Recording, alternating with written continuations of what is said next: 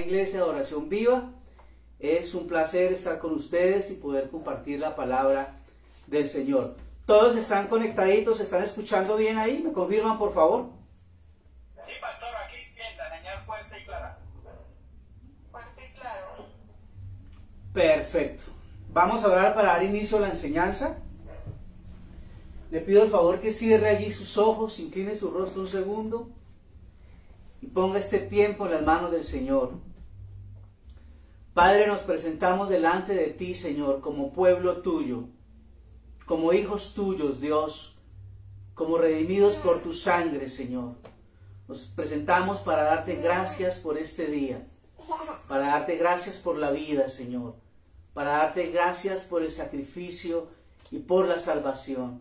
Gracias por amarnos de la forma en que nos has amado, Señor. Te pedimos perdón, Dios, por nuestros pecados. Pedimos perdón por nuestros errores, Señor, por aquello que hemos hecho mal delante de tus ojos y por aquello que hemos dejado de hacer, Señor. Yo me presento como siervo inútil delante de ti para compartir esta palabra, Señor. Te pido que seas tú trayendo palabra de vida, Dios. Te pido que seas tú ministrando el corazón de nosotros, tus hijos, Señor. Yo reconozco mi debilidad delante de ti, Señor. Reconozco, Señor, que soy un hombre débil, Dios. Que me cuesta, Señor, leer tu palabra. Que me cuesta orar, Señor. Que me cuesta enseñar tu palabra y servirte. Por eso hoy, Señor, me humillo delante de ti, para que tu presencia y tu Espíritu Santo nos guíe a toda verdad, Señor. Gracias te damos, Padre, en el nombre de Jesús. Amén, Señor. Gloria a Dios. Amén. Voy a invitarle que abra su Biblia, por favor, en el libro de Primera de Reyes.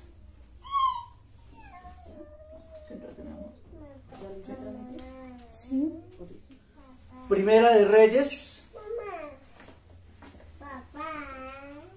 capítulo 17. Primera de Reyes, capítulo 17. Hoy vamos a hablar acerca del profeta Elías. Hoy vamos a hablar acerca del profeta Elías y el título del sermón es Dios es mi guía. Dios es mi guía. Vamos a leer unos pasajes acerca de unas situaciones que el profeta Elías vive allí en una coyuntura, en un momento especial que estaba ocurriendo en el pueblo de Israel, cuando estaba el rey Acab. Se divide después de Salomón el reino de Israel y queda Israel del norte, Israel del sur. Israel del norte es llamado Israel y Israel del sur se llama Judá. En la parte del norte están las 10 tribus y en la parte del sur, en Judá, quedan la tribu de Judá y la tribu de Benjamín. Después de esta división se forman dos reinados y en un momento está el rey Acab allí y se casa desafortunadamente con una mujer no muy buena que practicaba el ocultismo y otra clase de ciencias ocultas. Y Dios levanta al profeta Elías para que profetice sobre el pueblo de Israel en este momento del reinado del rey Acab. Y vamos a pasearnos por el capítulo 17, 18 para poder ver algunas situaciones que yo las he numerado, clasificado como 7 situaciones o 7 casos o casuística que vemos allí en este momento. Entonces, vaya conmigo por favor a Primera de Reyes capítulo 17 y dice así. Elías era un profeta de la aldea de Tisbé, que está en Galaad. Fue y le dijo al rey Acab: vengo de la presencia del Señor viviente, el Dios de Israel. Por su poder te aseguro que ni lluvia ni rocío caerá en los próximos años hasta que yo dé la orden. Entonces el Señor le dijo a Elías: vete de este lugar hacia el oriente y escóndete cerca del arroyo de Querit, que está al otro lado del Jordán. Podrás beber agua del arroyo, y he mandado a los cuervos que te lleven comida. Elías hizo lo que el Señor le dijo y fue a vivir cerca del arroyo de Querit, al oriente del río Jordán. Cada día los cuervos le llevaban carne y pan, tanto por la mañana como al atardecer, y bebía agua del arroyo. Esta primera situación que vemos del profeta Elías es donde le dice, el Señor le dice: debes ir ante el rey Acab y debes decirle que va a parar la lluvia. En esta versión dice que por varios años, en la versión Valera dice que por 3 años iba a dejar de llover. Y el profeta tiene que ir cara a cara con este hombre malvado que era el rey y darle esta desagradable noticia: que Dios, el Señor Todopoderoso, iba a suspender la lluvia durante mucho tiempo y iba a llegar una crisis terrible, terrible a la nación de Israel. Esta situación que se presenta o que Dios va a permitir tiene un propósito. Tiene un propósito para el pueblo, como todas las situaciones que Dios permite muchas veces en nuestra vida o muchas veces en nuestra nación o en las naciones de la tierra. Siempre hay un propósito de Dios detrás de esa situación. Como diríamos nosotros a lo colombiano, Dios no da puntadas sin dedal. Siéntate, mi amor. Dios no da puntadas sin dedal. Todo hace parte de un propósito divino. ¿Cuál era el propósito de Dios al enviar esta sequía sobre Israel? Había un propósito detrás de esta situación. Sin embargo, quien estaba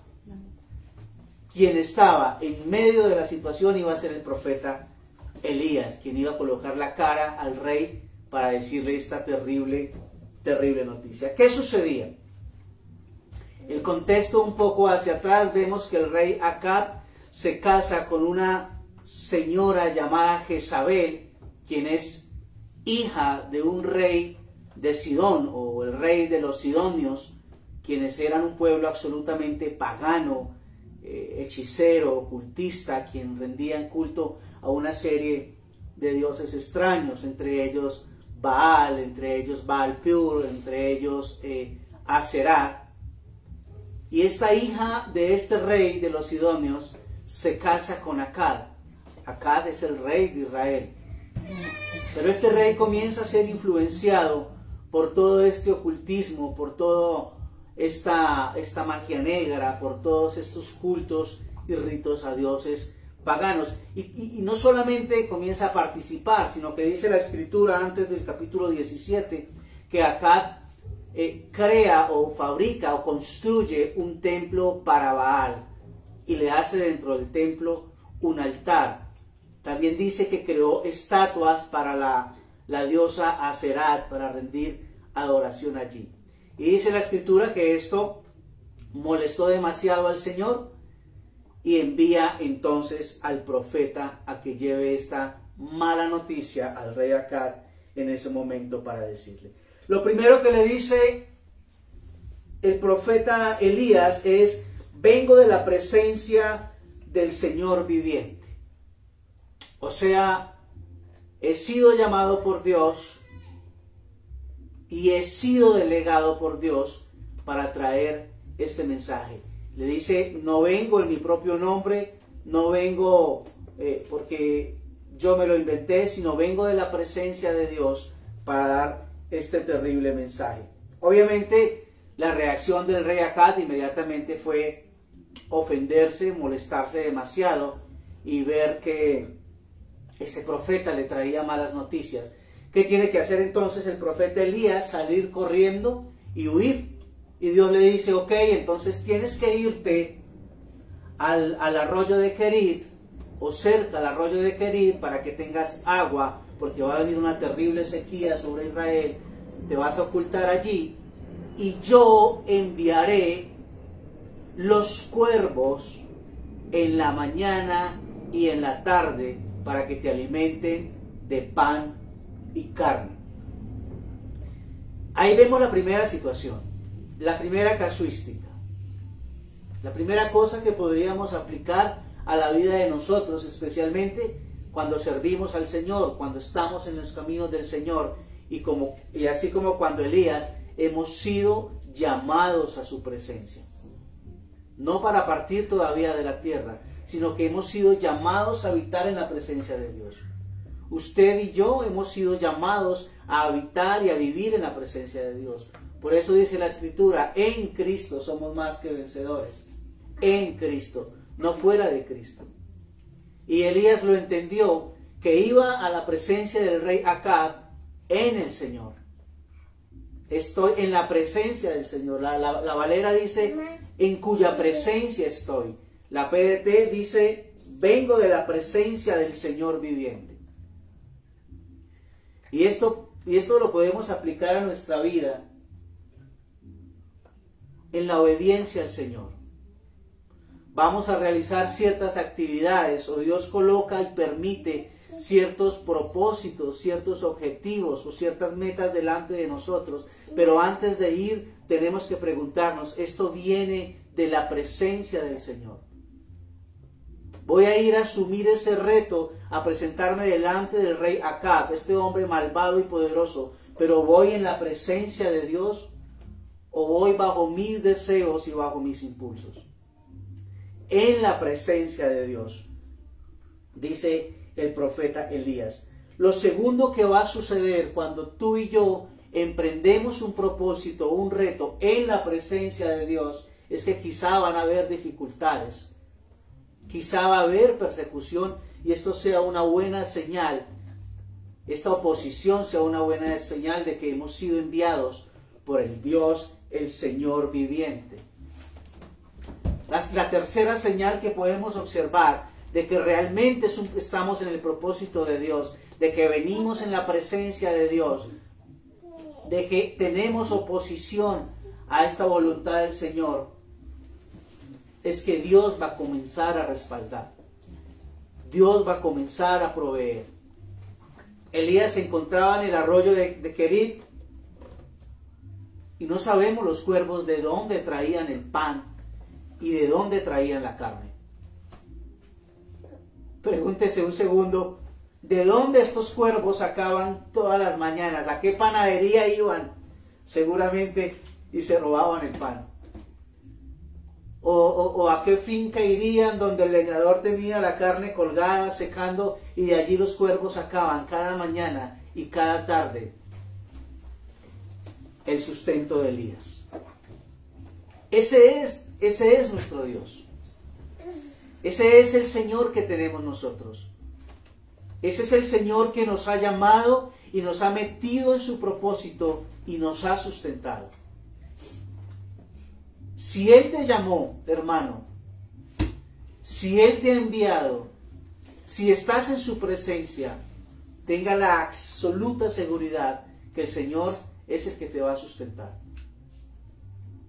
Y siempre usa formas extraordinarias, siempre usa formas increíbles, siempre usa formas que no nos esperamos, Cuando estamos en el propósito de Dios sucede algo muy extraño, y es que suceden cosas que quizá no teníamos programadas que fueran a suceder. Y decimos, pero ¿en qué momento terminó acá? ¿Pero qué pasó? Esto no era lo que yo tenía planeado para mí y mi familia, pero de repente Dios cambió las cosas. ¿Estás en la presencia de Dios? Puede suceder eso. ¿Estás en el propósito de Dios? Puede suceder eso. Y Dios te va a sustentar. Esa es el primer caso que vemos, o la primera casuística, como se menciona en la investigación, que vemos en este pasaje de el profeta Elías. ¿Amén o no amén? Amén, pastor. Gloria a Dios. Amén, pastor. Siguiente pasaje. Versículo 7. Como no había lluvia, después de un tiempo se secó el arroyo. Entonces el Señor le dijo a Elías, vete a Sarepta en Sidón y vive ahí. En aquel lugar vive una viuda a quien yo le he ordenado que te dé comida. No pierda de vista esa palabra del Señor. A quien yo le he ordenado que te dé comida. Así que Elías se fue a Sarepta y al entrar por la puerta de la aldea vio a una viuda que estaba juntando leña para el fuego. Elías le dijo, ¿puede traerme un poco de agua para beber? Mientras ella iba a buscar el agua, Elías añadió, y un pedazo de pan, por favor. La mujer le contestó, te aseguro ante el Señor tu Dios que no tengo pan. Solo tengo un poco de harina en el recipiente y me queda solo un poco de aceite de oliva en la jarra. Hoy vine a juntar los leños para hornear en casa la última comida que me queda. Mi hijo y yo la íbamos a comer para luego dejarnos morir de hambre. Elías le dijo a la mujer, no te preocupes, ve y haz la comida que dijiste, pero primero hazme un panecito de harina que tienes y tráemelo. Después, cocina para ti y tu hijo. El Señor Dios de Israel dice, aquel recipiente de harina nunca se terminará, ni se agotará el aceite, así continuará hasta que el Señor mande lluvia a la tierra. Entonces la mujer hizo lo que Elías le había dicho, y tanto él como la mujer y su hijo tuvieron suficiente comida por mucho tiempo. El recipiente de harina y la jarra de aceite nunca quedaron vacíos, tal como el Señor dijo por medio de Elías. Aquí sucede algo importante. Se seca el arroyo porque el Señor había dado una orden natural de que no lloviera y era natural que el arroyo se secara. Entonces le dijo a Elías que tenía que salir de allí e irse a Sarepta y que allá iba a encontrar una viuda y que él, el Señor, le había dado una orden a la viuda y era que la viuda lo alimentara. Y Elías se fue feliz. Yo me imagino que Elías pensó que se iba a encontrar una viuda millonaria y dijo, allí está la bendición del Señor, ¿no? Como la viuda millonaria de la canción. Y resulta que no, que se encontró una viuda muy pobre, además tenía un hijo y además tenía la última porción para comerse y, como dice ella, echarse a morir porque no había harina y no había agua sobre la tierra y era lo último que ella tenía. Acá hay algo muy importante y es que el Señor le dice a Elías que la busque y luego le dice que en aquel lugar vive una viuda a quien yo le he ordenado que te dé comida. ¿Cómo así que el Señor le ordenó a la viuda que le diera comida al profeta Elías? Pero cuando el profeta Elías se la encuentra, la viuda nunca dice por ninguna parte, tú eres el profeta, a mí el Señor se me apareció y me dijo y me ordenó que te diera de comer. Bueno, la viuda no tenía esa revelación. La viuda en ningún momento dijo que el Señor le había ordenado que le diera ese poquito de harina al profeta. Qué raro, ¿no? Pero el Señor le había dicho, yo le he ordenado que te dé comida. Pero sin embargo, terminó sucediendo. La viuda terminó haciendo su último poquitico de pan, de harina, de tortilla, de pizza, y se la dio al profeta.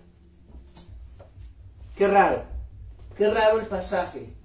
Pero yo entiendo con este pasaje que Dios, el Señor Todopoderoso, es el que dispone las cosas conforme a su propósito para que así ocurran. Así nosotros no lo sepamos, así no nos demos cuenta, Hay cosas que ocurren en nuestra vida, en nuestro alrededor. Hay personas a las cuales nos encontramos por casualidad, pero que hacen parte del plan y del propósito de Dios. Y hay personas a nuestro alrededor, a su alrededor, que están cumpliendo el propósito de Dios y ellas no lo saben. Han sido puestas allí para cumplir una orden del Señor. La viuda fue puesta en esta parte de la historia y de la casuística de Elías para ser parte del propósito de Dios. Pero ella no lo sabía. Pero el Señor sí lo sabía. Y el Señor le dijo a Elías, vete a Sarepta, que le he dado orden a una viuda para que te alimente. Y se cumplió. Y se cumplió. Pero nunca la viuda dice que está cumpliendo la orden del Señor. Al contrario, le dice, no tengo. Tengo un poquitico y es para mí mi hijo. Pero termina cumpliéndose el propósito de Dios. Eso dice el Salmo 38. Jehová cumplirá su propósito en ti. Jehová cumplirá su propósito en ti. Eso dice el Señor. El Señor no pierde. El Señor no pierde. El Señor te ha llamado. El Señor ha revelado su palabra, su propósito. Él no va a perder porque Él es el Señor Dios Todopoderoso. El Señor viviente, dice la PDT. ¿Amén o no amén? Amén. Continuemos. Amén. Gloria a Dios. Tercera casuística. Versículo 17. Después de un tiempo, el hijo de la viuda, que era la dueña de la casa, se enfermó y estaba tan mal que apenas respiraba. La mujer entonces le dijo a Elías, tú eres un hombre de Dios, ¿me puedes ayudar? ¿O viniste aquí solo para recordarme mis pecados y matar a mi hijo? Elías le dijo, dame a tu hijo. Elías lo llevó al cuarto de arriba donde él se alojaba y lo acostó sobre su cama. Luego Elías suplicó al Señor en voz alta, Señor mi Dios, esta mujer me está dando hospedaje. ¿Le vas a romper el corazón? ¿Vas a matar a su propio hijo en recompensa? Entonces Elías se tendió 3 veces sobre el niño, suplicando al Señor en voz alta, Señor mi Dios, permite que este niño viva de nuevo. El Señor respondió a la oración de Elías y el niño comenzó a respirar de nuevo. Estaba vivo. Elías lo levantó y lo bajó del cuarto a la casa de la mujer y se lo entregó. Le dijo, mira, tu hijo está vivo. La mujer contestó, ahora sé que de verdad eres un hombre de Dios y sé que el Señor verdaderamente habla por medio de ti. Este pasaje es muy impresionante. Elías está haciendo todo lo que el Señor le dice que haga. Elías está siendo guiado. Cada vez que va a la presencia de Dios, Dios le dice por dónde tomar. Fue a la presencia de Dios y Dios le dijo, ve donde el rey Acab y dile esto. No. Pero asegúrate de decirle que vas de parte del Señor y que vas en la presencia del Señor. Posteriormente lo guía al arroyo de Querit. Posteriormente lo saca del arroyo de Querit y lo guía a Sarepta, donde la viuda.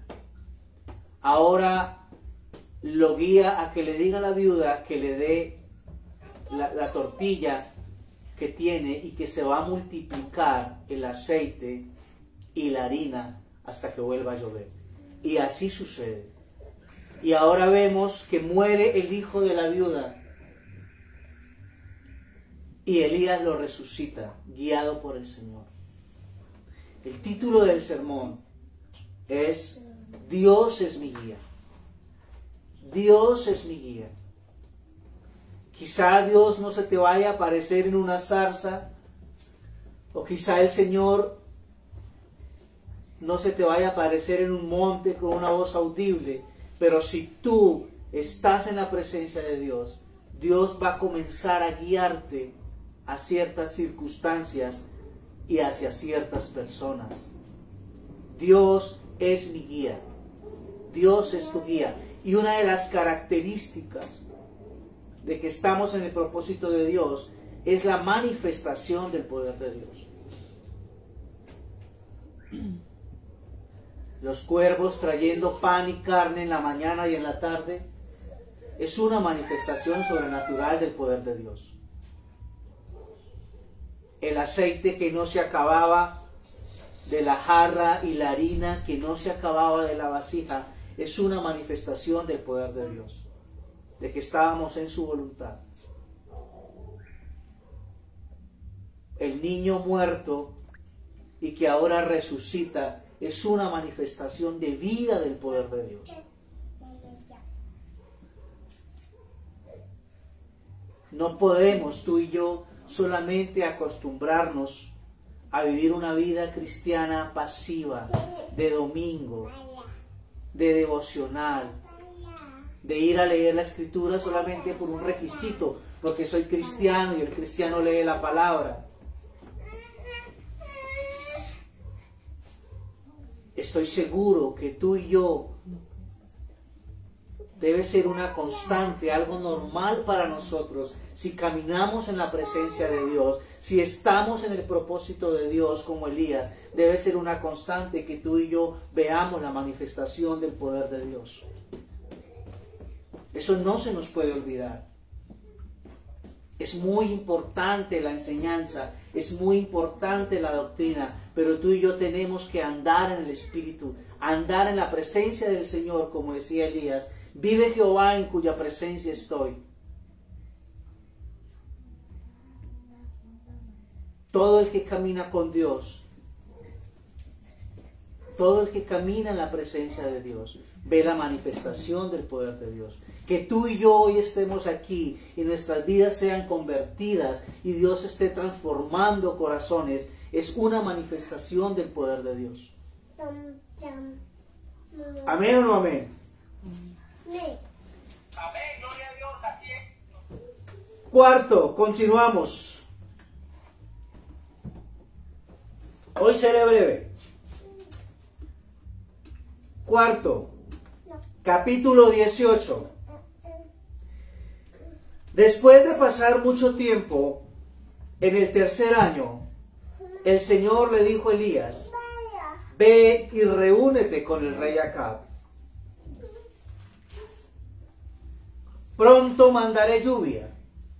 Así que Elías fue a ver a Acab.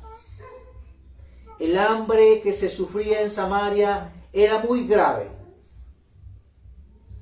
Quiero que saltemos, porque aquí narra cómo uno de los mensajeros del rey se encuentra con Elías y le dice a Elías y Elías le dice que de verdad se va a ver con el rey Acab.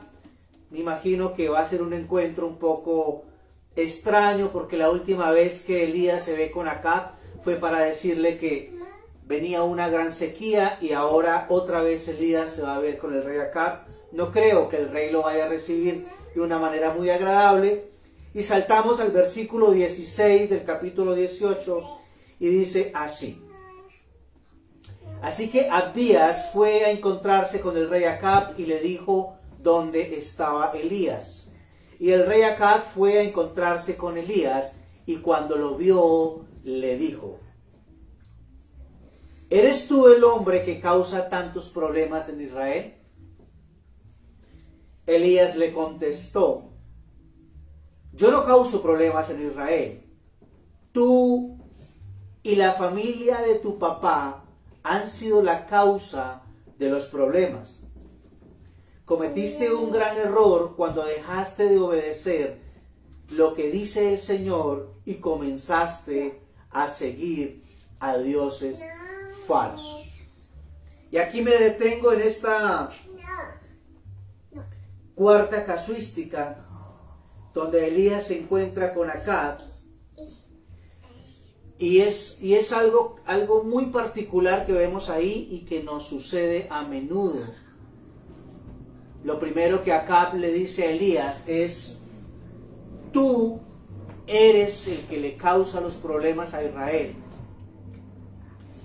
Y Elías le contesta: no soy yo, eres tú, rey Acab, el que causa estos problemas, porque tú y tu familia han desobedecido al Señor y han adorado dioses ajenos. Y comenzaste a seguir dioses falsos. Y este es un común denominador de nosotros las personas, especialmente los cristianos, cuando vienen situaciones de prueba o situaciones de dificultad, que muchas veces siempre tratamos de echarle la culpa al otro. Entonces mi vida espiritual ha menguado no por mí, sino por mi esposo, por mi esposa, por la situación en mi trabajo, por mi pastor o por la iglesia donde estoy. Siento que no crezco, siento que no avanzo, pero nunca nos detenemos a pensar cuál es verdaderamente la situación por la que estoy atravesando la prueba, por la que estoy atravesando la circunstancia. Acá hay una bonita reflexión que debemos hacernos. O de verdad hemos comenzado a adorar dioses falsos, o hemos comenzado a adorar al Dios dinero, al Dios amigos, al Dios familia, al Dios preocupación, al Dios afán. Hay un Dios muy bonito que le llamamos responsabilidad, ¿no? Y terminamos siendo responsables de muchas cosas del mundo y siendo irresponsables con las cosas de Dios. Hay que tener mucho cuidado. Acab le dijo a Elías que él era el responsable y que era por culpa de él que estaban atravesando esa difícil circunstancia en Israel. Hay que tener mucha claridad sobre qué es lo que hay en nuestro corazón, por qué circunstancia está atravesando nuestra vida espiritual, y dejar de estar mirando hacia afuera y hacia los demás y culpando a los demás, y mirar si es que realmente Dios lo hemos quitado del primer lugar de nuestro corazón y de nuestra vida. Es muy importante poder diferenciar entre una prueba de Dios, una prueba del Señor, y una circunstancia producto de la desobediencia y del pecado. Hay que tener claridad sobre cuál de las dos circunstancias es por la que estoy atravesando. Porque el pueblo de Israel estaba atravesando una difícil circunstancia de sequía como consecuencia de su idolatría. Habían quitado al Señor del primer lugar en sus vidas y ahora estaban adorando dioses falsos. Y había caído una terrible consecuencia sobre ellos. Ahora, hay circunstancias que no son consecuencia del pecado. Hay circunstancias que Dios permite y que atravesamos porque estamos dentro del propósito de Dios, y Dios permite que atravesemos por la prueba para ser probados, para que nuestra fe crezca, para Él mostrar su poder, su bondad, su amor y su misericordia. No a todas las circunstancias difíciles podemos decirle amén como prueba. Hay que examinar muy bien si es consecuencia de nuestro pecado y de nuestra desobediencia, porque hemos quitado a Dios del primer lugar de nuestra vida, o son simplemente pruebas para probar nuestra fe. Hay que tener cuidado con eso.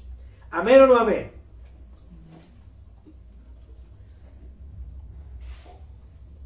Amén, pastor, así es. Continuamos. Ya casi terminamos. La quinta casuística o el quinto caso que encontramos en la lectura de Primera de Reyes está en el capítulo 18, verso 19. Dice así: Ahora dile a todo Israel que se reúna conmigo en el monte Carmelo. Está diciendo el profeta Elías. Y trae también a los 450 profetas de Baal y a los 400 profetas de la diosa falsa Aserat, que dependen de la reina Jezabel. Así que Acab citó a todos los israelitas y a los profetas a un encuentro en el monte Carmelo. Elías se acercó a todo el pueblo y le dijo: ¿Hasta cuándo seguirán dudando? Decidan si el Señor es Dios verdadero y entonces síganlo a Él. Pero si Baal es el Dios verdadero, entonces sigan a Baal. La gente no respondió ni una palabra. El quinto momento que vemos en la narración es cuando Elías va a confrontar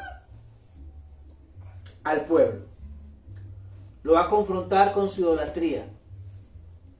Y uno de los pasajes más hermosos que yo conozco en toda la Escritura es este. Es el pasaje más confrontante y profundo entre muchos que yo he visto en la Escritura. Este pasaje me ha llamado poderosamente la atención durante muchos años. Y es cuando Elías dice: ¿hasta cuándo seguirán dudando? Decidan si el Señor es el Dios verdadero, entonces síganlo a Él. Pero si Baal es el Dios verdadero, entonces sigan a Baal. Y es confrontante porque nosotros como pueblo de Dios sabemos de antemano, el Espíritu Santo nos ha dado testimonio de que somos hijos de Dios. No pudo haber sido de otra forma, sino por la revelación del Espíritu de Dios, por su amor y su misericordia, que nosotros hoy en día conocemos las maravillas de la Escritura, las maravillas de la salvación, las maravillas del amor de Dios. No pudo haber sido de otra forma, porque lo entendemos y fluye dentro de nosotros con una facilidad, con una apacibilidad tan hermosa y tan dulce que a veces no nos damos cuenta. Yo no sé si usted voltea a ver las personas inconversas a las cuales usted les predica el Evangelio, y a muchas personas no les entra, no lo pueden entender.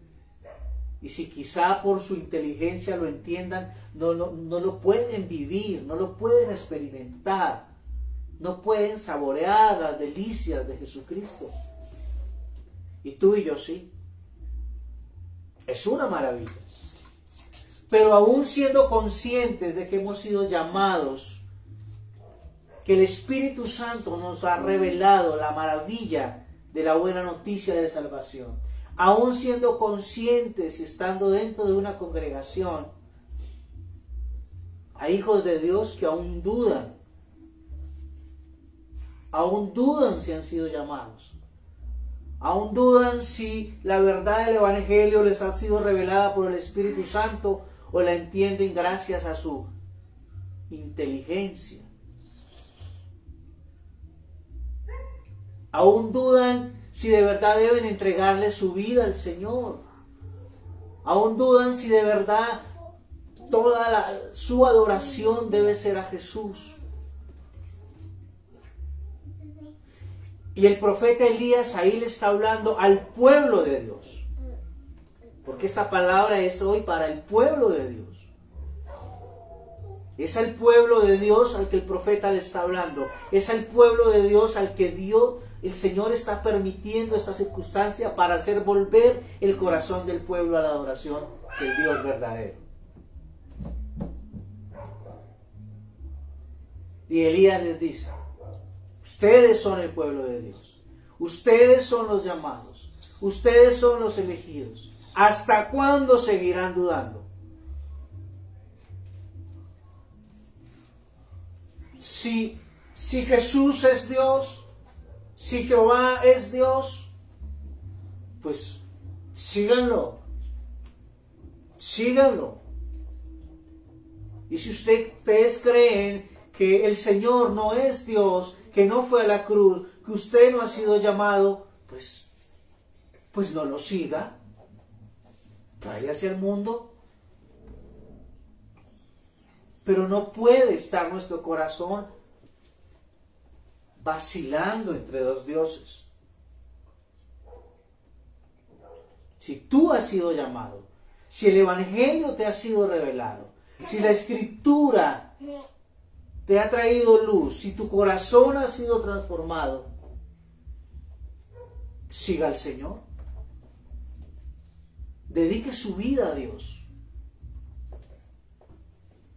El libro de Romanos capítulo 12 dice que la única adoración verdadera al Señor es que dediquemos nuestra vida a Él.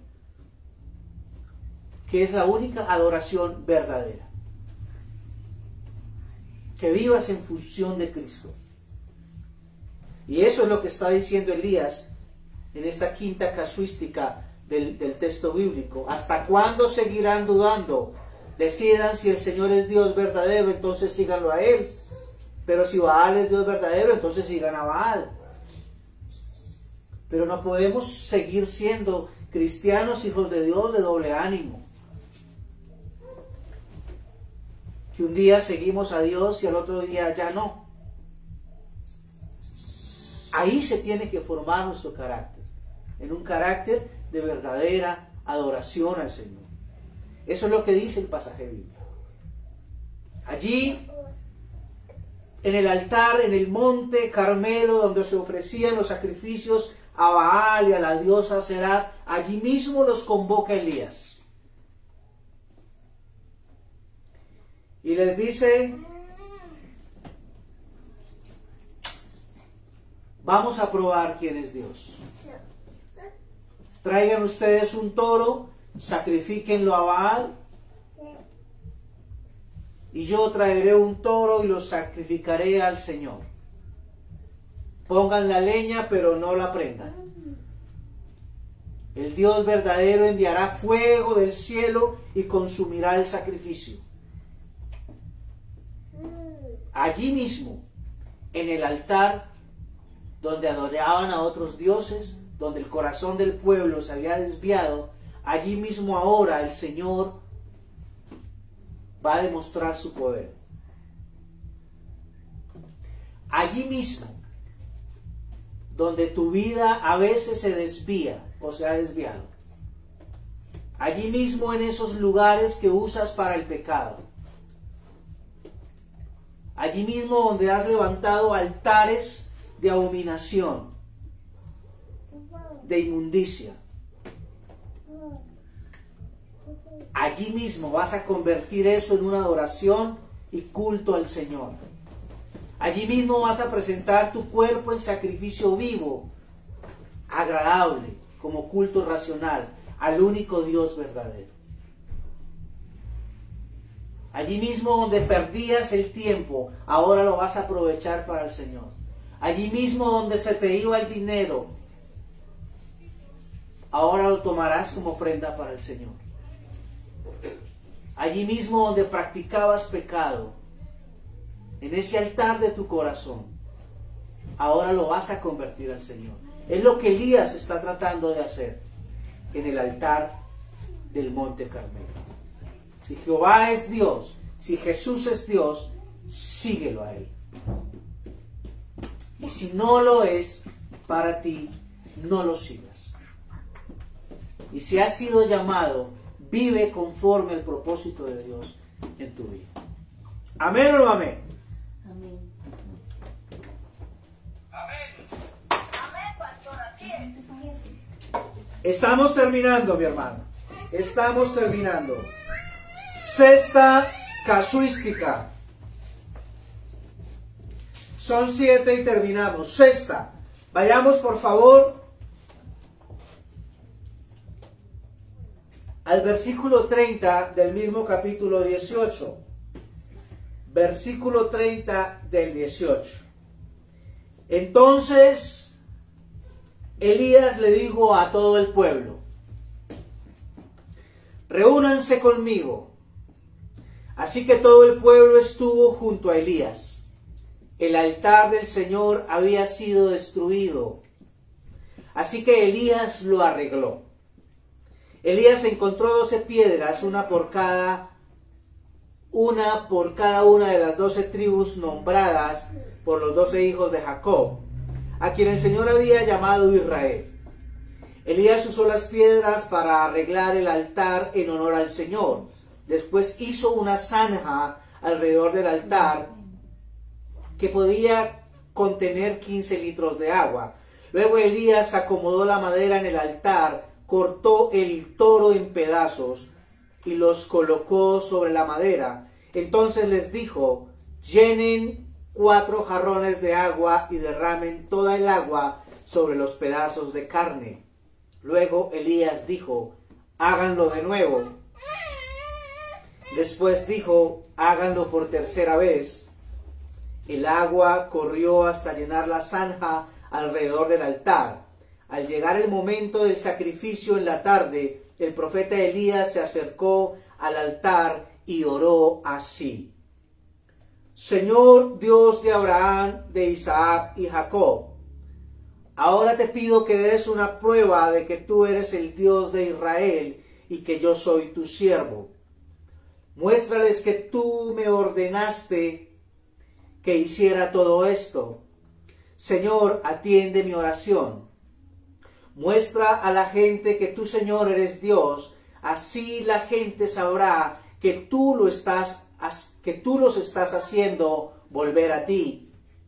Así que el Señor hizo bajar fuego que quemó el sacrificio, la madera, las piedras e incluso la tierra alrededor del altar. El fuego también secó toda el agua de la zanja. Todo el pueblo vio esto, se postró y comenzó a decir: el Señor es Dios, el Señor es Dios. Aleluya.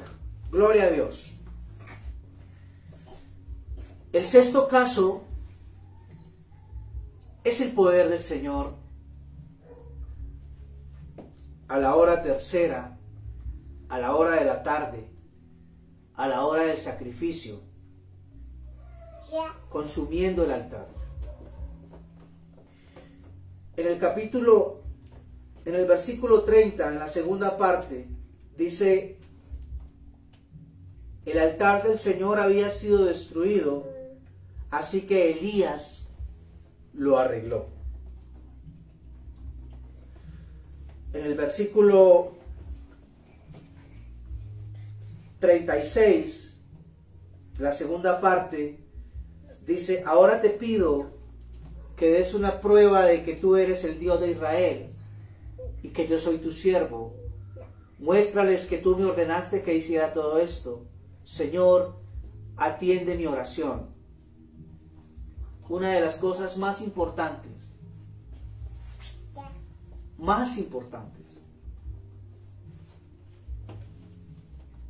es la oración. Es reconstruir el altar de Dios en tu corazón, en tu vida personal, en tu vida familiar. Necesitas hacer en tu corazón un altar para el Señor, donde habites en su presencia. El libro de Santiago dice que Elías era un hombre sujeto a pasiones, pero que oraba al Señor y Dios le respondía. Que era un hombre que oraba fervientemente, que era un hombre que estaba en la presencia de Dios. Y aquí está clamando al Señor para que el Señor dé una respuesta y le respalde. Y el Señor muestre que Dios le ha estado guiando todo este tiempo, desde la primera vez que fue a Acab, cuando fue al arroyo de Querib, cuando fue ante la viuda de Sarepta, cuando resucitó al niño, y ahora cuando convoca al pueblo al monte Carmelo, a ese lugar alto, y allí está orando al Señor, y allí está restaurando el altar. Una de las cosas que primero se dañan cuando un cristiano comienza a dudar del Señor y comienza a caer en tibieza y comienza a enfriarse, una de las cosas que primero se dañan es el altar de oración. Por eso antes de hacer el sacrificio y antes de que el Señor descienda el fuego del cielo y queme el sacrificio, lo primero que hace Elías es restaurar el altar.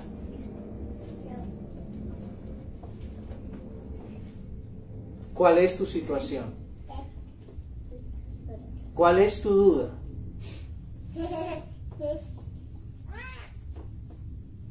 ¿Qué dioses falsos hay en tu corazón? ¿Cuál es tu idolatría? ¿A qué le dedicas más tiempo? ¿En qué es lo que más piensas? ¿Cuál es la prioridad en tu vida y en tu corazón? ¿Acaso necesitas restaurar el altar?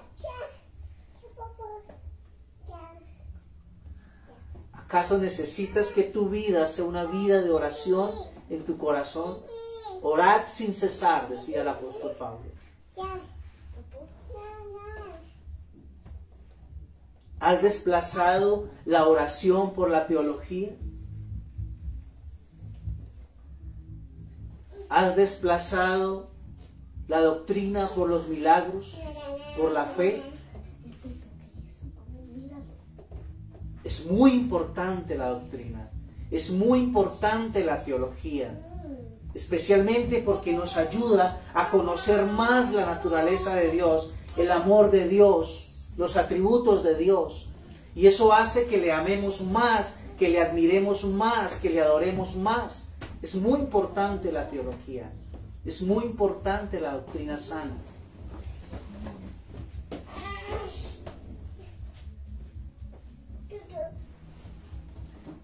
Pero ¿es coherente lo que sabes acerca de Dios con tu pasión por Dios?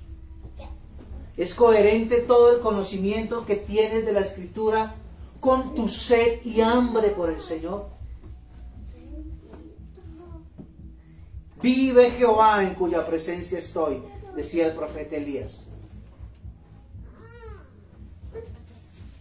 Yo no me imagino a cuántos institutos de teología o cuántos doctorados tendría, o cuántas universidades y PhD.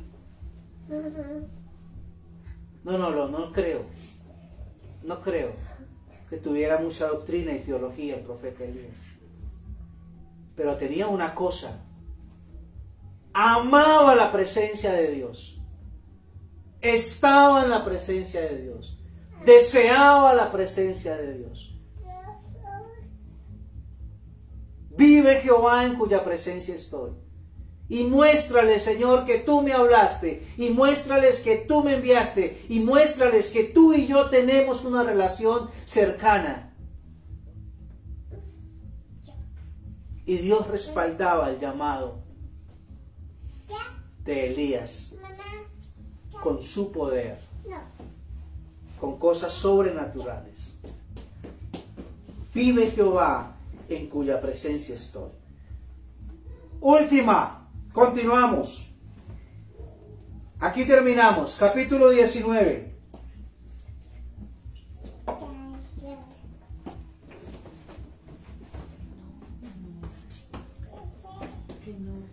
El rey Acab le contó a Jezabel todo lo que Elías había hecho,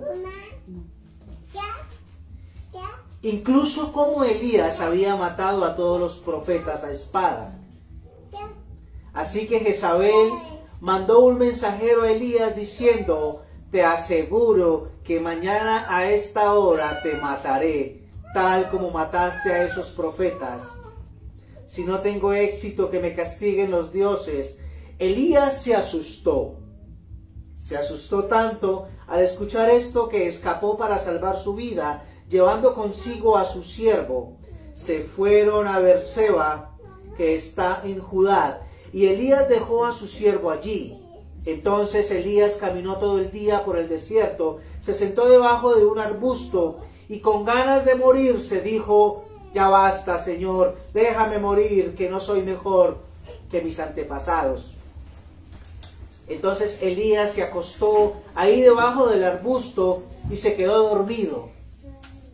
Un ángel se acercó a Elías y lo tocó y le dijo: levántate y come. Elías vio que muy cerca había un pan cocinado sobre un fuego de carbón y una jarra de agua. Elías comió y bebió y luego se volvió a dormir. Más tarde el ángel del Señor se le acercó otra vez y tocándolo le dijo: levántate y come. Si no lo haces, no tendrás fuerzas necesarias para el viaje. Así que Elías se levantó, comió y bebió. La comida le dio suficientes fuerzas como para caminar 40 días y 40 noches hasta llegar a Horeb, al monte de Dios. Ahí Elías entró en una cueva y se quedó toda la noche. Dejémoslo hasta ahí. Con esto termino, hermanos. Están en el monte Carmelo. El Señor desciende fuego del cielo,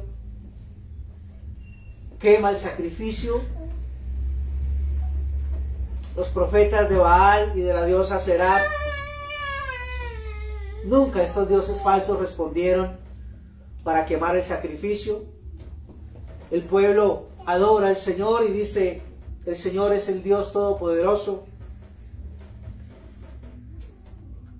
Capturan o cogen a los profetas falsos y Elías los mata a todos.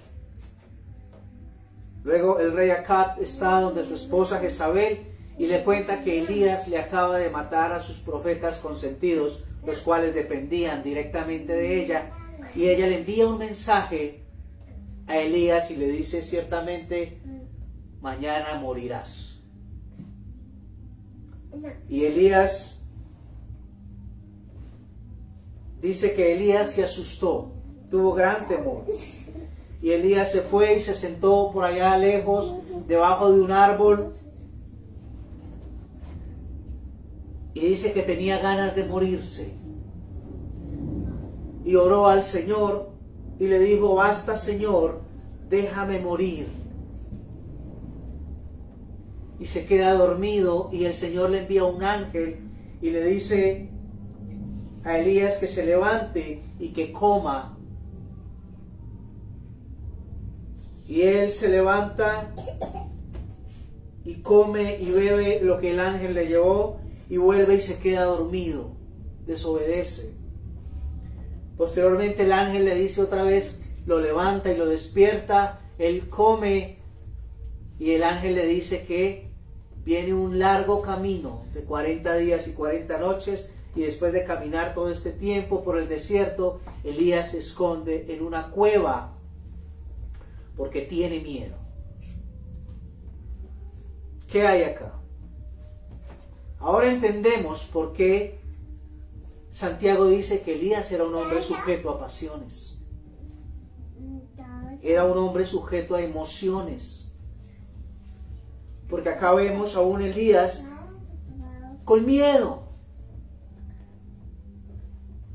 Y a nosotros los hijos de Dios nos da miedo reconocer que tenemos miedo. Porque ¿qué nos van a decir?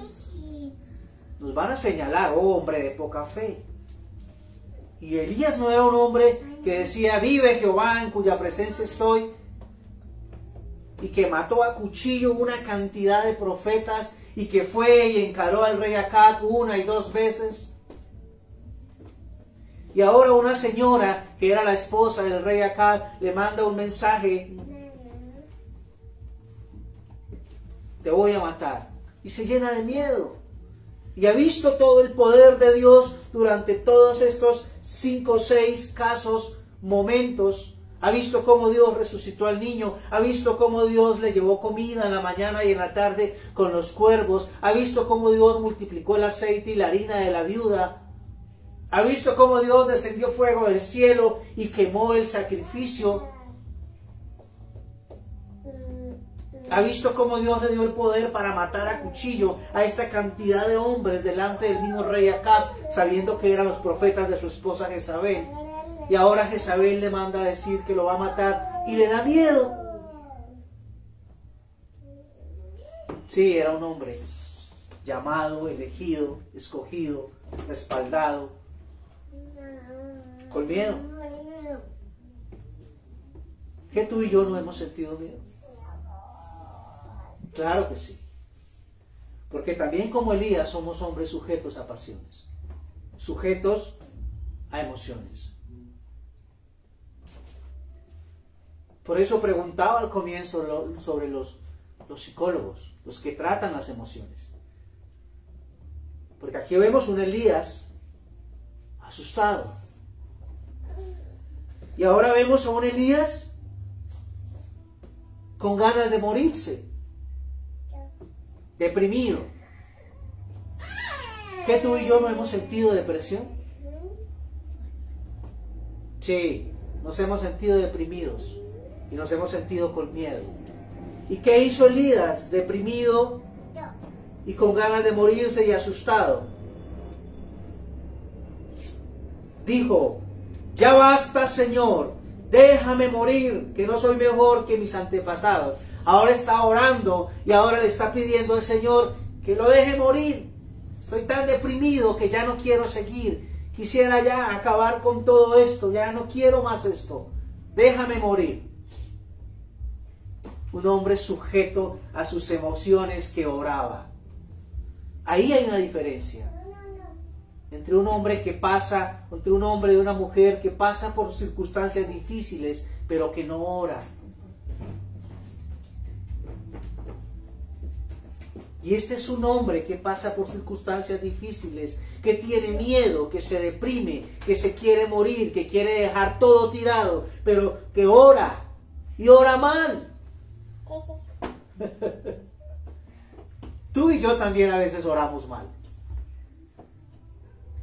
Pero ¿qué hemos de pedir como conviene? No lo sabemos, pero el Espíritu Santo nos ayuda en nuestra debilidad. ¿En cuál debilidad? En la de no saber orar.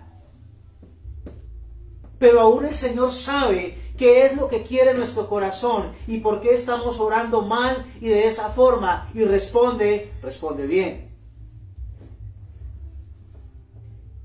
Déjame morir, quítame la vida.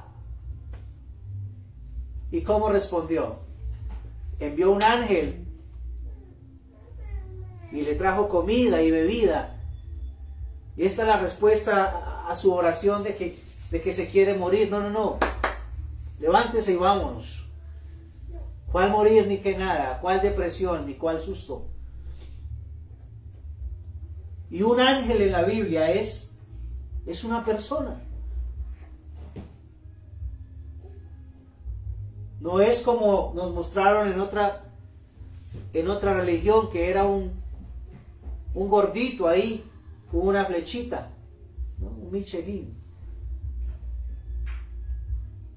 Ni es los querubines y los serafines con ojos por todas partes. No. Son personas. La respuesta a tu oración muchas veces son personas. Son personas. Ora. Ve al Señor una y otra vez. Así ores mal. El Espíritu Santo sabe por qué estás diciendo eso. Sabes la angustia, sabe el miedo, sabe la depresión. Y va a enviar una respuesta. ¿Sabe cuál es la peor oración? La que no se hace. la que no se hace. Y eso es lo que nos muestra Elías. Aún así el ángel le dijo, levántate, come y bebe y vámonos. Y él se levantó, comió y bebió y se volvió a dormir.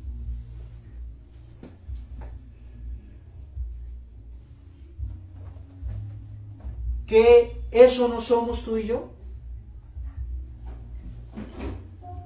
Los que nos da miedo, los que a veces nos da temor, los que a veces dudamos si hemos sido llamados o no, los que a veces tenemos derrumbado el altar de oración,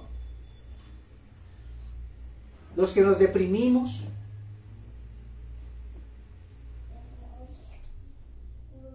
los que así se nos aparezca un ángel y nos diga algo o pedimos consejería, sin embargo desobedecemos, como hizo Elías. ¿Que eso no somos tú y yo? Que a veces nuestras emociones no nos llevan y nos traen, que a veces cuando oramos mal. Pero si tú y yo, escúchame esto, con esto termino. Si tú y yo hemos sido llamados y estamos dentro del propósito de Dios, Dios va a proveer cada cosa en cada circunstancia conforme a su propósito. Dios va a despertar en ti esa sed y esa hambre de su presencia. Y tú y yo vamos a decir, vive Jehová en cuya presencia estoy, vengo de la presencia del Señor, y así dice el Señor.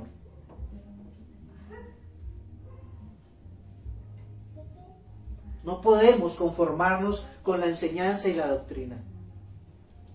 Tenemos que apasionarnos por el Señor. Apasionarnos por el Señor. 5 características de un hombre guiado por Dios. Primera, está en la presencia de Dios. Está en la presencia de Dios. Segunda, obedece al Señor. Es guiado por Él. Tercera, tiene claridad de las circunstancias. Tiene claridad de si está pasando por una prueba y tiene claridad de si la circunstancia difícil es consecuencia de su desobediencia, su pecado. Tiene claridad de quiénes están a su alrededor.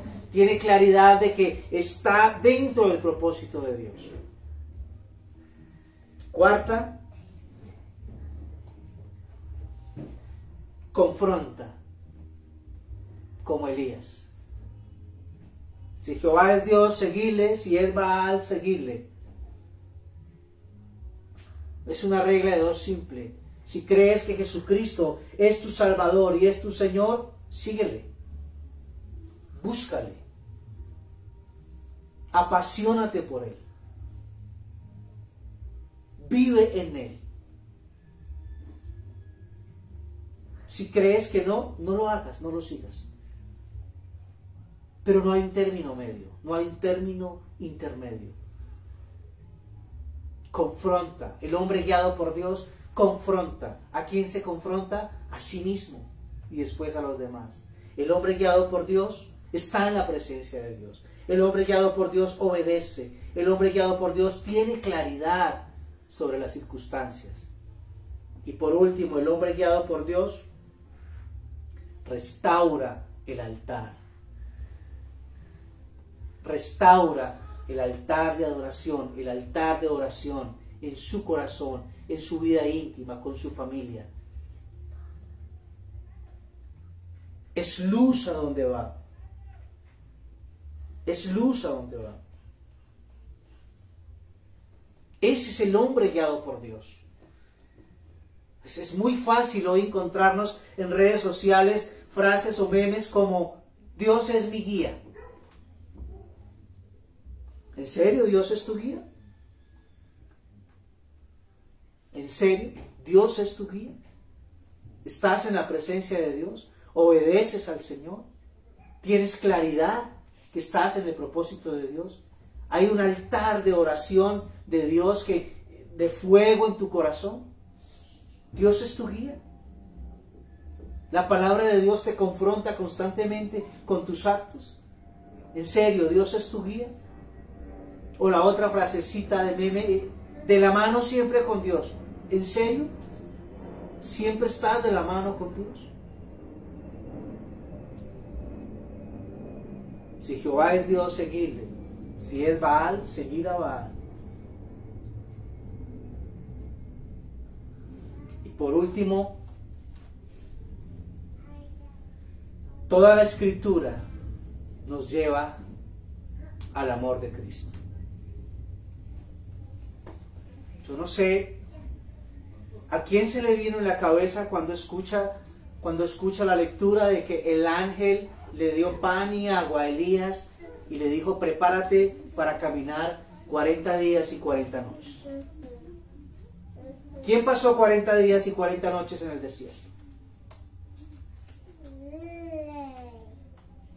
¿Quién habitaba en la presencia del Señor?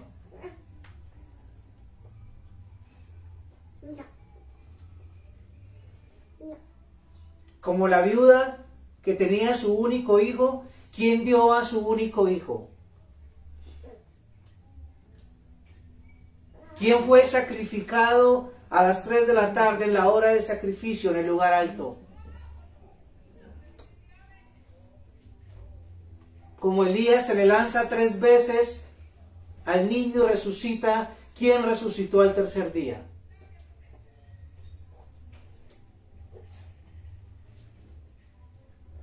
Toda la Escritura nos muestra a Jesús.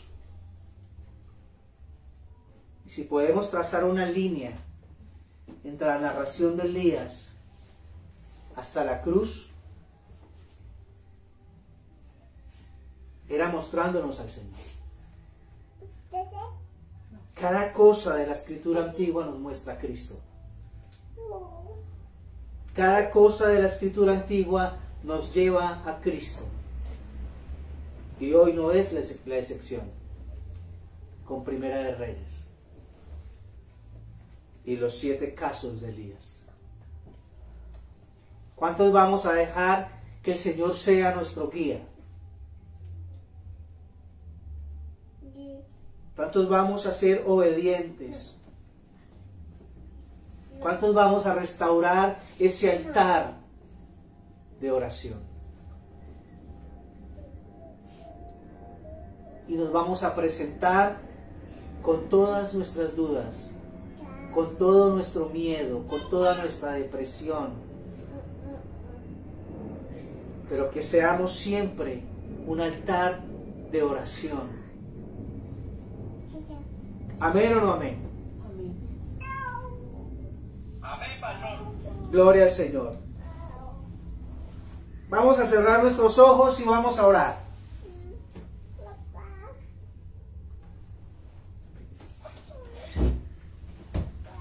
Vamos a permitir que el Señor